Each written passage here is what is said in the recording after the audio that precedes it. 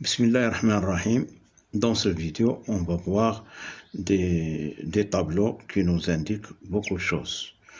On a les enveloppes, la croûte océanique, le manteau lithosphérique, le manteau asténosphérique et leur densité. On va voir la croûte océanique qui contient le basalte et le gabbro. Sa densité est 2,85. Le manteau lithosphérique qui contient la péridotite, sa densité est 3,3. Le manteau asténosphérique qui contient aussi la péridotite mais ductile, sa densité est 3,25. Donc, le manteau lithosphérique et la croûte océanique, leur densité, la densité 3,3 est supérieure à 3,5. C'est pour cela qu'il y a la subduction, l'enfoncement du manteau lithosphérique et de la croûte océanique qui est au moment de la subduction, l'enfoncement de la subduction de la plaque lithosphérique, de la lithosphère océanique qui se compose, la lithosphère océanique qui se compose de la croûte océanique et de manteau lithosphérique qui s'enfonce car sa densité est supérieure à la densité de l'asténosphère qui est ductile. Dans un autre tableau, on va voir les différents minéraux des roches qu'on trouve dans les chaînes de montagne. Dans les chaînes de montagne, on trouve le gabbro, le schiste bleu et les clogites. Et on sait que le métamorphisme, c'est l'apparition des minéraux et la disparition d'autres minéraux. L'apparition des minéraux et la disparition, c'est un réarrangement minéralogique.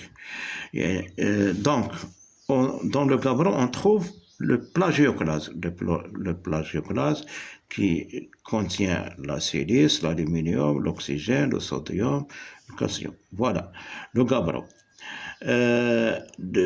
Le schiste bleu ne contient pas ces minéraux, c'est rare.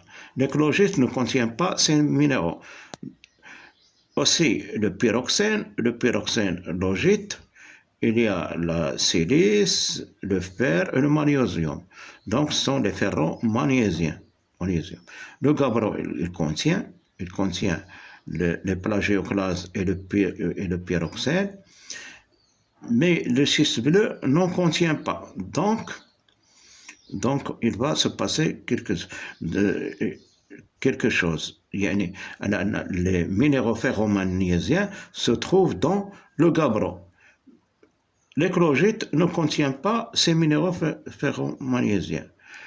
Alors, le pyroxène ajadéite, la silice, le sodium et l'aluminium se trouvent uniquement dans les clogites. Donc, la disparition du pyroxène augite et les plagioclases et l'apparition du pyroxène ajadéite.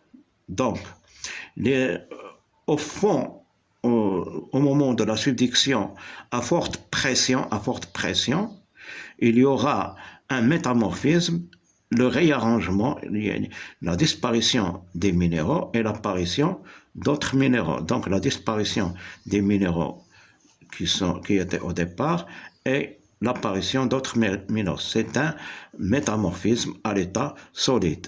Donc c'est un métamorphisme à haute pression et basse température. L'amphibole plagioclase. Voilà, les minéraux de l'amphibole plagioclase. Dans le gabbro, il n'y a pas, mais dans le schiste bleu, il y a l'apparition de la glaucophane. Dans les clogistes, il n'y a pas la glaucophane. Donc la glaucophane se trouve dans le schiste bleu qui va aussi se transformer aussi en grenat. Donc, c'est ça le métamorphisme. Le gabbro se transforme en schiste bleu, puis le schiste bleu se transforme en éclogiste. Les minéraux indicateurs de schiste bleu, c'est le glaucophane. Et les minéraux indicateurs de l'éclogiste, c'est le grenat et le jadéite. C'est ça le métamorphisme, c'est l'apparition des minéraux et la disparition d'autres minéraux à l'état solide. À l'état solide, c'est un réarrangement minéralogique. La disparition des minéraux et l'apparition de... Mais la composition chimique reste la même. Donc, ces roches, on les trouve au sommet des chaînes de montagne et les minéraux indicateurs nous indiquent qu'il y a une histoire de la lithosphère océanique, le passage de la lithosphère océanique dans la subduction, puis son apparition dans les chaînes de montagne. Merci.